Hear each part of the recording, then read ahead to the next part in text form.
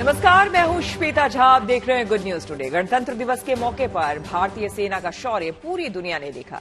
राष्ट्रपति द्रौपदी मुर्मू ने सेना की सलामी ली और उसके बाद झांकियों और कदम ताल करते हुए सैन्य शक्ति का अद्भुत नजारा देखने को मिला। गणतंत्र दिवस परेड में Nag anti tank guided missile, Pinaka multi barrel rocket launcher, हथियार का पता लगाने वाला रडार सिस्टम स्वाति ने जोरदार प्रदर्शन किया। वहीं गणतंत्र दिवस के कार्यक्रम के मुख्य अतिथि फ्रांस के राष्ट्रपति मैक्रो प्रधानमंत्री मोदी के साथ कर्तव्य पथ पर मौजूद रहे।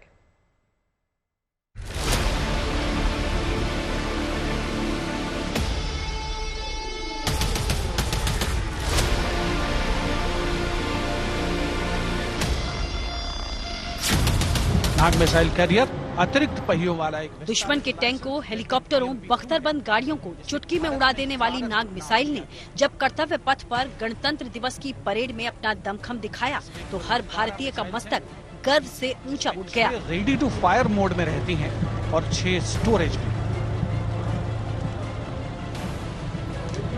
नाग मिसाइल सिस्टम के दस्ते का नेतृत्व इन्फेंट्री रेजिमेंट के कैप्टन अभय पंडित ने किया। नाग मिसाइल को नाम इस नाम से भी जाना गया है।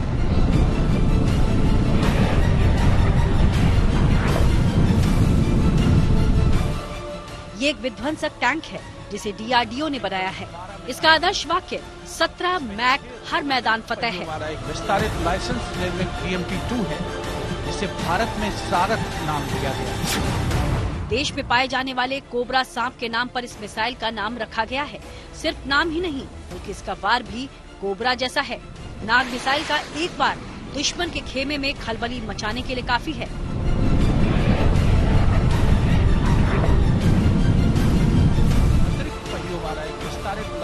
Integrated guided missile development programme के तहत तीसरी पीढ़ी की इस मिसाइल को तैयार किया गया है।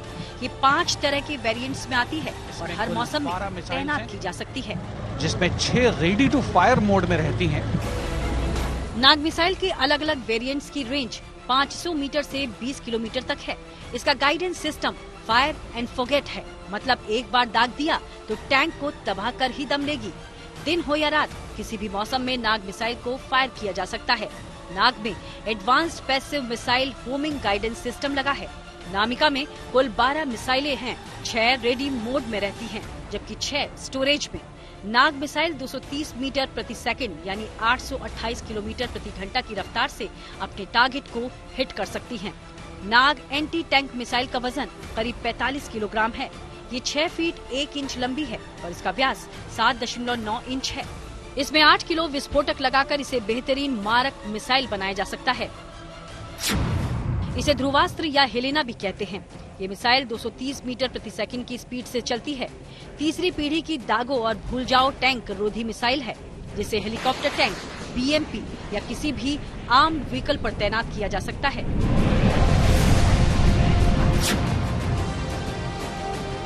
टेक्नोलॉजी का प्रदर्शन कर्तव्य पथ पर। कर्तव्य पथ पर सतह से हवा में मार करने वाली मिसाइल MRSAM को दिखाया गया। इसका नेतृत्व लेफ्टिनेंट सुमेधा तिवारी कर रही थी। इसे अब्र वेपन सिस्टम भी बोलते हैं। इस मिसाइल को रक्षा अनुसंधान एवं विकास संगठन यानी DRDO ने इसराइल के IAI कंपनी के साथ मिलकर बनाया है। सतह से हवा में मार करने वाली मिसाइल आर्मी वेपन सिस्टम में command post, multifunction radar, mobile launcher system होता है। ये दुश्मन के विमान, हेलीकॉप्टर, सबसोनिक या सुपरसोनिक क्रूज मिसाइलों को मार गिरा सकती है।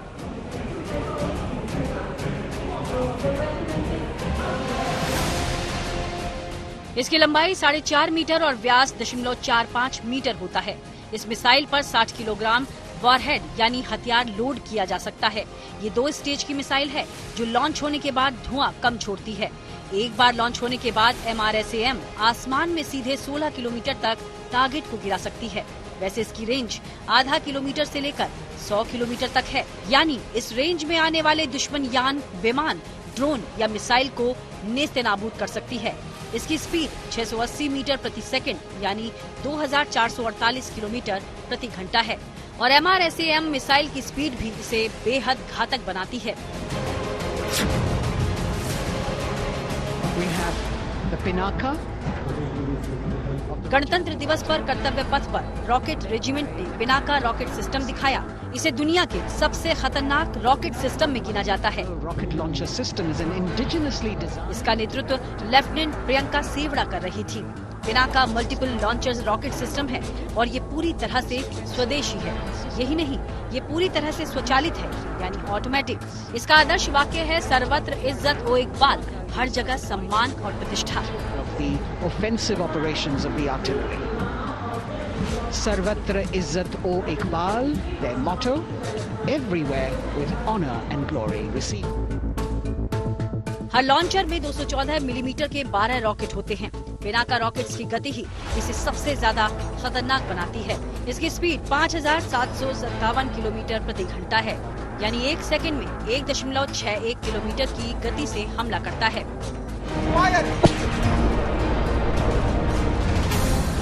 इसका नाम भगवान शिव के धनुष पिनाक के नाम पर रखा गया है। पिनाका रॉकेट सिस्टम 44 सेकंड में 12 रॉकेट दागता है, यानी हर 4 सेकंड में 1 रॉकेट। 214 कैलिबर के इस लॉन्चर से एक के बाद एक 12 पिनाका रॉकेट दागे जा सकते हैं।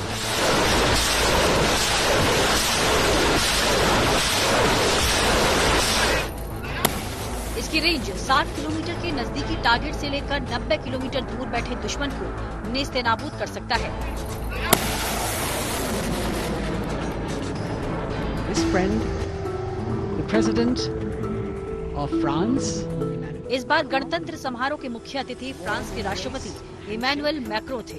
उन्होंने प्रधानमंत्री मोदी के साथ मिलकर गणतंत्र दिवस परेड की सलामी ली। परेड के दौरान प्रधानमंत्री मोदी और फ्रांसीसी राष्ट्रपति मैक्रों ने कई बार बातचीत की। कभी वो नमस्ते कर रहे थे तो कभी गले मिल रहे थे। इस तरह से दोनों ने अपनी दोस्ती का जलवा भी दिखाया। गणतंत्र की इस परेड में फ्रांस के बैंड दल ने भी हिस्सा लिया। कर्तव्य पथ फ्रांसीसी सशस्त्र बलों के संयुक्त बैंड और मार्चिंग दल के मार्च पास्ट का गवाह बना।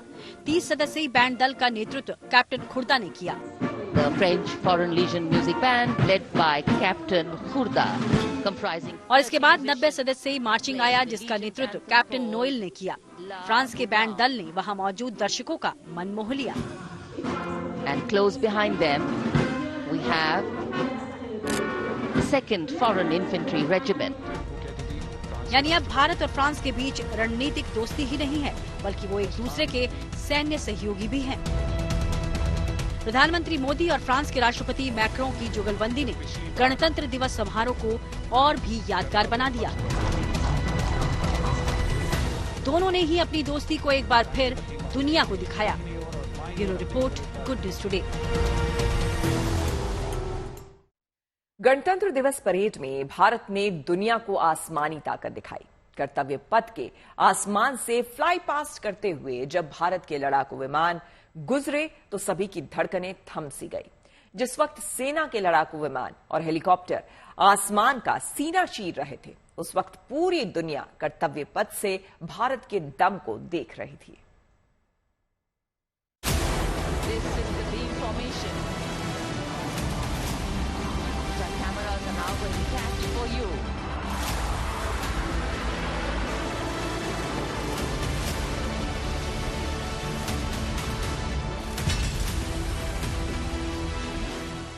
गणतंत्र दिवस परेड में पहली बार 4 तेजस विमानों के साथ डायमंड फॉर्मेशन बनाया गया।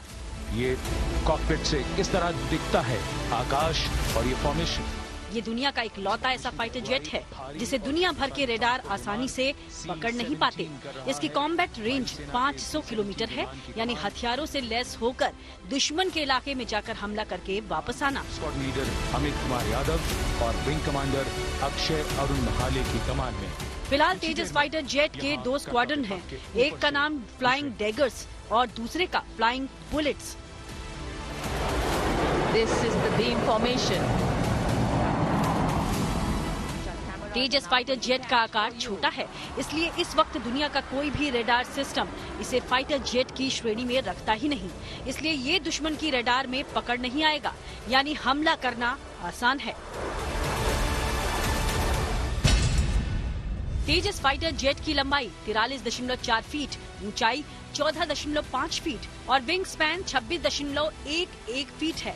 ये fighter jet close air to ground operation में मददगार है। इसकी अधिकतम स्पीड 1980 किलोमीटर प्रति घंटा है, यानी साउंड की स्पीड से 1.5 गुना ज्यादा। तेजस फाइटर जेट का कॉकपिट कांच का है। तेजस का ग्लास कॉकपिट, जिससे पायलट को चारों तरफ देखने में आसानी होती है। ये छोटा और multi role supersonic fighter aircraft है। दुनिया भर के अन्य विमानों से सस्ता भी है। इसमें quadruplex fly by wire flight control system है, यानी पायलट्स को इसे उड़ाने में ज्यादा सहूलियत मिलती है।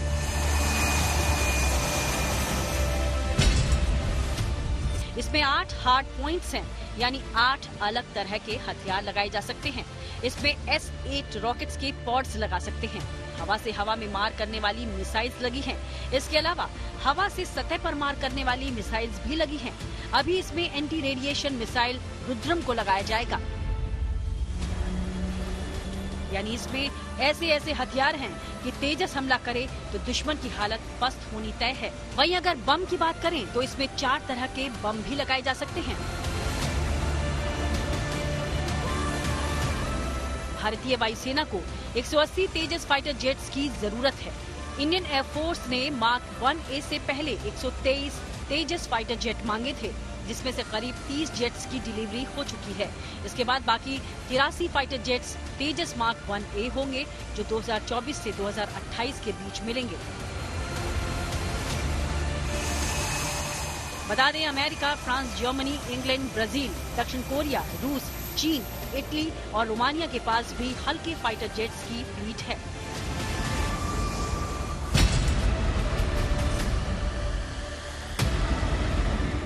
गणतंत्र दिवस की परेड में फ्रांस के अंतरिक्ष और वायुसेना बल के एक बहुउद्देश्य टैंकर परिवहन विमान के साथ 2 राफेल लड़ाकू विमान दिल्ली के आसमान में गरजे।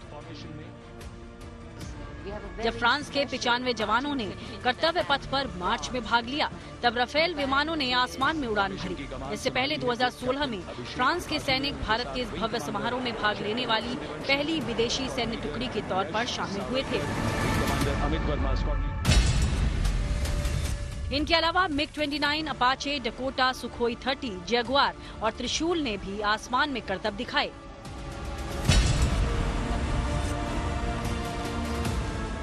मैदान जंग में इतना प्रचंड हमलावर कोई नहीं। गणतंत्र दिवस परेड में भारतीय सेना विमानन कोर ने रुद्र फॉर्मेशन बनाकर दिखाया।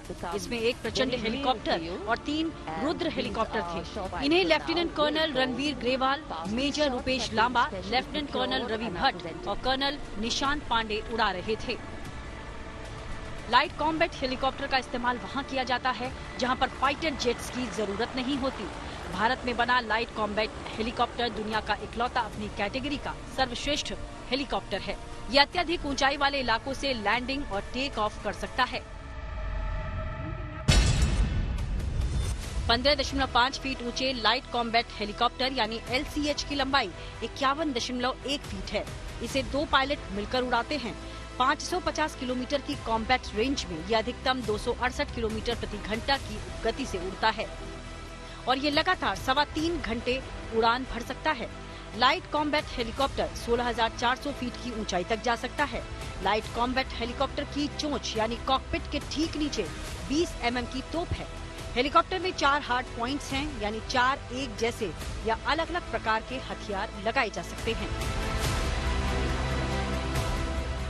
अभी दुनिया में इस तरह का कोई हेलीकॉप्टर नहीं है जो इतनी ऊंचाई पर उड़ पाए। सेना और वायुसेना चीन से लगी सीमा पर इन हेलीकॉप्टर को तैनात कर चुकी है। Bureau report, good news today. गणतंत्र दिवस परेड में जहां भारत की मिसाइल शक्ति दुश्मनों को हैरान कर रही थी और लड़ाकू विमान आसमान में अपनी शक्ति का प्रदर्शन कर रहे थे, वहीं टैंकों की टंकार दुश्मनों का खौफ बढ़ा रही थी। हंटर किलर तीसरी पीढ़ी का रूसी युद्धक टैंक T-90 भीष्म सहित कई और टैंक कर्तव्य पथ पर अपनी ताकत दिखा रहे थे।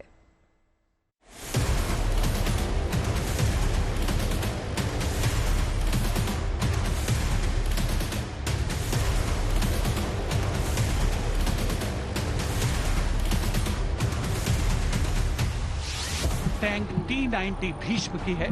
जिसका नेतृत्व 42 बख्तरबंद रेजिमेंट के लेफ्टिनेंट फैज सिंह ढिल्लन कर रहे हैं। 75वें गणतंत्र दिवस परेड के मौके पर कर्तव्य पथ पर मैकेनाइज्ड दस्ता उतरा, जिसमें भारतीय सेना के T-90 भीष्म टैंक का कॉलम है।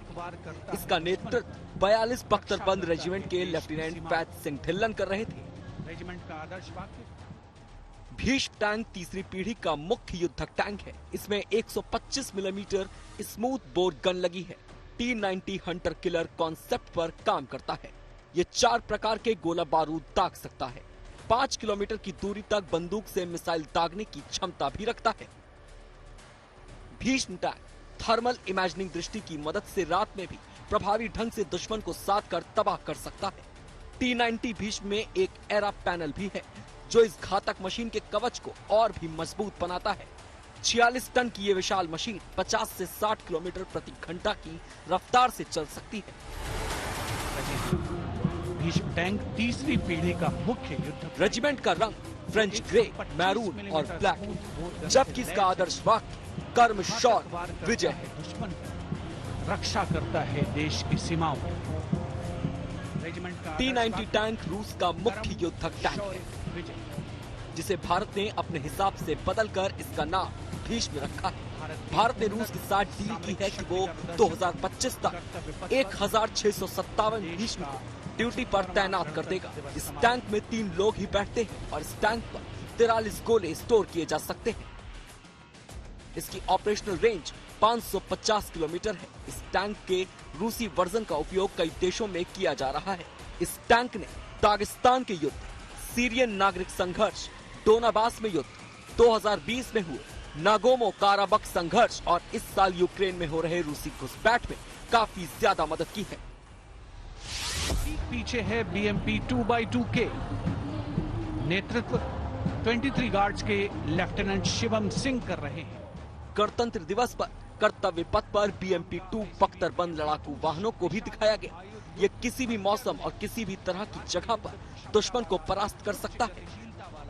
BMP 2 के वर्तमान बेड़े को पहली बार 1985 में सेना में शामिल किया गया था और ये तब से पैदल सेना का मुख्य आधार रहा है। ये भी सोवियत काल की जमीन और पानी में चलने वाले बख्तरबंद वाहन है। इसका युद्ध घोष है, कर्म का हूँ बोल प्यारे, और आदर्श वाक्य पहला हमेशा पहला है। पहला हमेशा पहला। भारत के पास एक समय में ये 800 की संख्या में थे, लेकिन अभी इसकी सही संख्या का अंदाजा नहीं है। यह आमतौर पर 13.3 टन के होते हैं। इसे 3 लोग मिलकर चलाते हैं। इस बख्तरबंद लड़ाकू वाहन में 73 मिलीमीटर की तोप होती है। ये 4 किलोमीटर दूर से किसी भी अज्ञात दुश्मन के लक्ष्य को नष्ट करने में सक्षम है।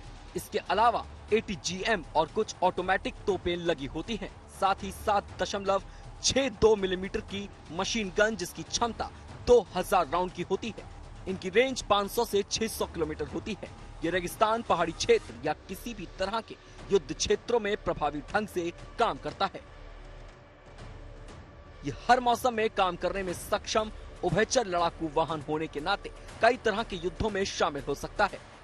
इसका नाम 2 सैनिकों के नाम पर रखा गया है जो युद्ध में मारे गए थे। हालांकि ये सेना का पहला वाहन नहीं है जिसका नाम 2 लोगों के नाम पर रखा गया है। Bureau report, good news today. इसी के साथ इस बुलेटिन में मेरे यानी कि श्वेता झा के साथ फिलहाल इतना ही। देश दुनिया की तमाम पॉजिटिव खबरों के लिए देखते रहिए गुड न्यूज टुडे।